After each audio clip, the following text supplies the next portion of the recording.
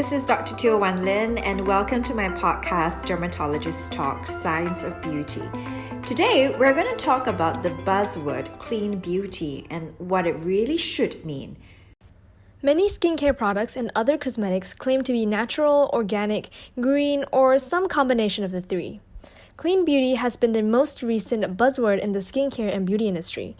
Since there is no legal or official definition, many brands have taken it upon themselves to define the term clean beauty. Clean products nowadays are often marketed as preservative-free, all-natural, and free of synthetic ingredients such as parabens.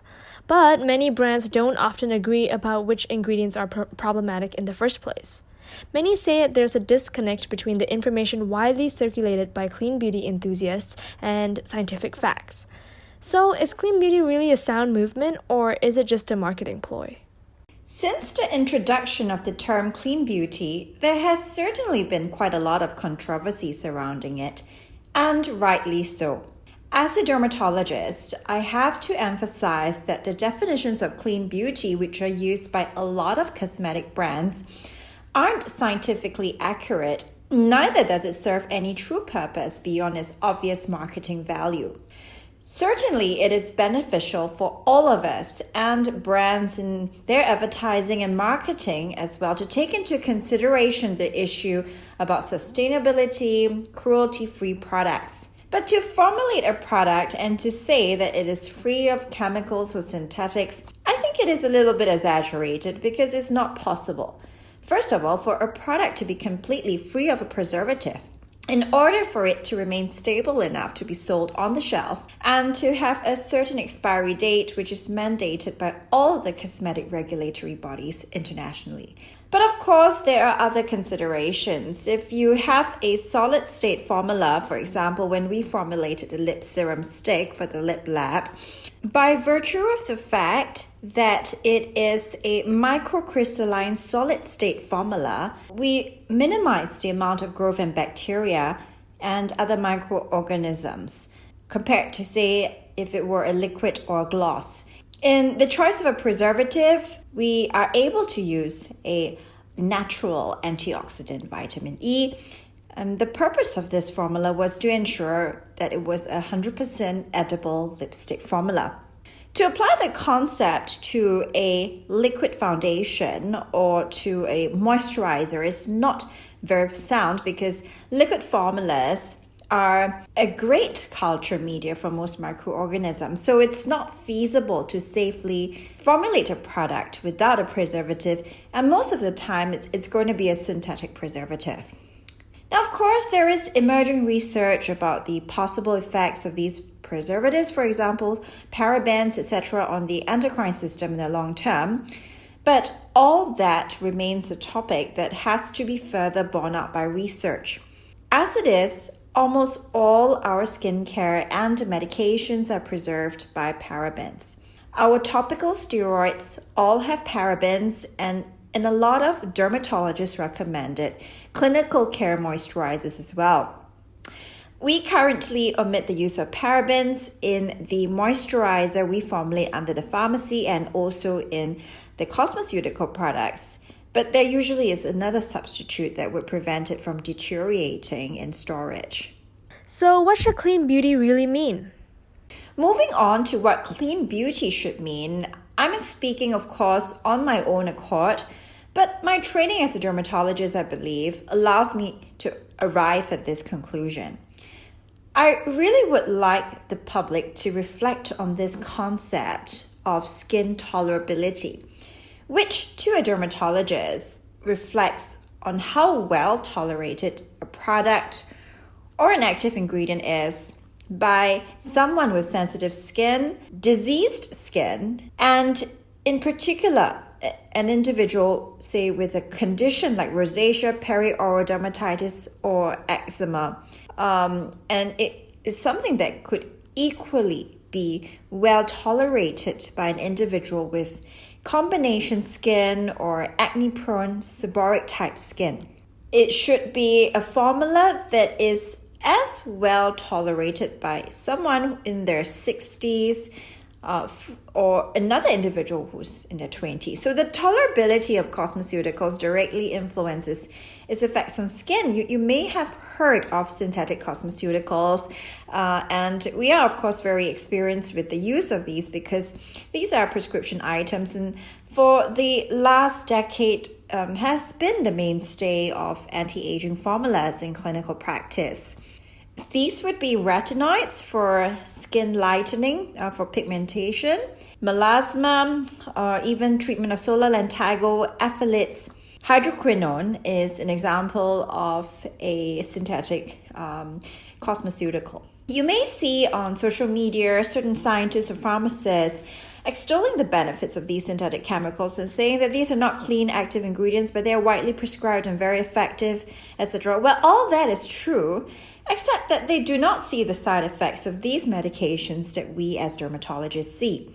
And in particular, in this part of the world, its effects on Asian skin, I believe, are more pronounced than its Western counterparts because of the nature of Asian skin being more pigmented and more prone to developing post-inflammation hyperpigmentation from use of these synthetic cosmeceuticals.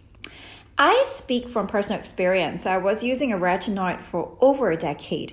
This was in my 20s up to my early 30s, and I was able to tolerate the highest dose of retinoid at 0.05%. But once I hit my 30s, I found that I started to develop retinoid dermatitis, and a lot of individuals will develop retinoid dermatitis even if they do not have sensitive skin. This is because of the cumulative effect of retinoids, and it's a well-established adverse reaction. I would say that perhaps because pharmacists and scientists are not at the treatment end where they are clinically reviewing and treating patients, is something that you don't see. And I feel this is where my input as a dermatologist becomes valuable. Is it wise, for example, to follow certain advice to just wait out the irritation side effects and try to quote-unquote harden your skin until you're able to tolerate it? Now, I've read that somewhere from a non-dermatologist, and I believe it was a doctor who said that. And I feel that, on a personal level and also based on my clinical experience as a skin specialist, that is not necessarily the best thing to do.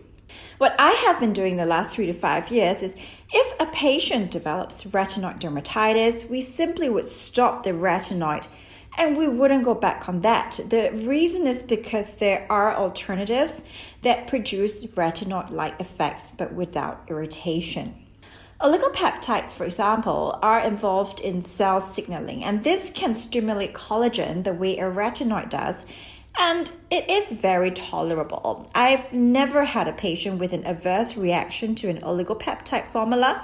And frankly, that's the mainstay of my regimen. I have not used retinoids in the last 4 to 5 years. The other thing is, of course, as we understand a lot more about botanical actives, mainly from the Korean dermocosmetics industry. Traditionally, the Eastern world of beauty has focused on herbal remedies in skincare and healthcare in Korea, along with the rest of East Asia and China. And Western medicine is gradually realizing that certain TCM extracts, for example, berberine, does exert potent anti-inflammatory, anti-sebum effects that are effective for the treatment of acne. These have been borne out in cell studies as well as in a few case series. What benefits does the clean beauty movement bring to the beauty and skincare industry? I feel that clean beauty itself is a good concept because it encourages people to reflect on their lifestyle practices. I'm all for sustainability, and I think that cruelty to animals is utterly unnecessary in the context of animal testing. I think it is well established now in the cosmetic industry that animal testing is not necessary. With the COVID-19 pandemic and the ultra-rapid development of a vaccine, I think it's been clearly borne out that we actually don't need to have all these so-called animal testing protocols before we go on to human trials. This is not to say that our results are always going to be foolproof. But there is a certain logic in testing in the human population when, in fact, these are what will be used in the human population. And I think there's a point, in which the entire pharmaceutical industry should come together and reflect on this collectively. The aspect about beauty being free of cruelty is probably the most beautiful thing that has come out of this clean beauty movement. But there is another aspect, which is the science-based aspect, and not to spread misleading information. So if someone thinks that they're going to be able to come up with a clean formula by DIYing their own chemical peel with fruits or citrus in the kitchen, now that's very dangerous. Or if they think they can concoct their own DIY home skin remedies with apple cider vinegar, etc. to apply on the skin, we know for sure it can lead to skin irritation, and I myself have seen quite a number of patients who have suffered irritant contact dermatitis from these home remedies. You mentioned that one of the main features of a good skincare product will be about skin tolerability. Can you tell us a little bit more? So back to this issue about skin tolerability. There are a few components which determine how well tolerated a product is, and it has to do with the composition of the formula. So whatever you're trying to deliver to your skin, be it in the form of a peptide, an ingredient like an antioxidant, vitamin C, ferulic acid, you have to bear in mind a few things. What is the irritation potential of the active ingredient?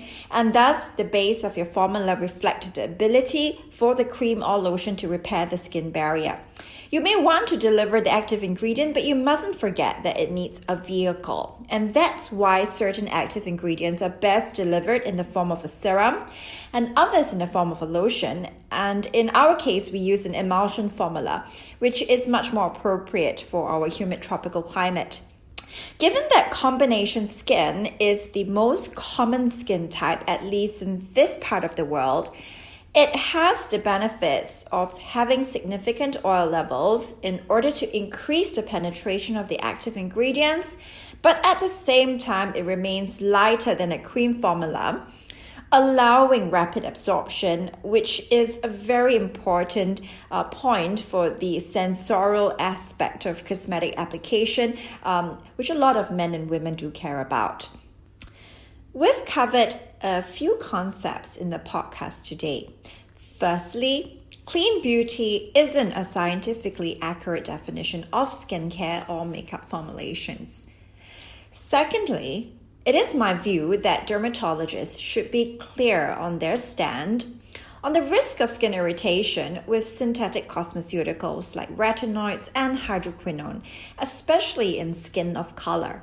Thirdly, considering the environmental impact of our beauty practices, from brand packaging to saying no to animal testing, should be the focus of this movement. And lastly, I prefer to use the term conscious beauty, also because beauty truly starts from the inside, and because of all of the reasons we discussed above. Well, I hope the ending of this podcast has put a smile on your face, just like it's put a smile on mine. Till the next episode, and remember to follow us on Spotify, Apple, or wherever you get your podcasts for the latest updates.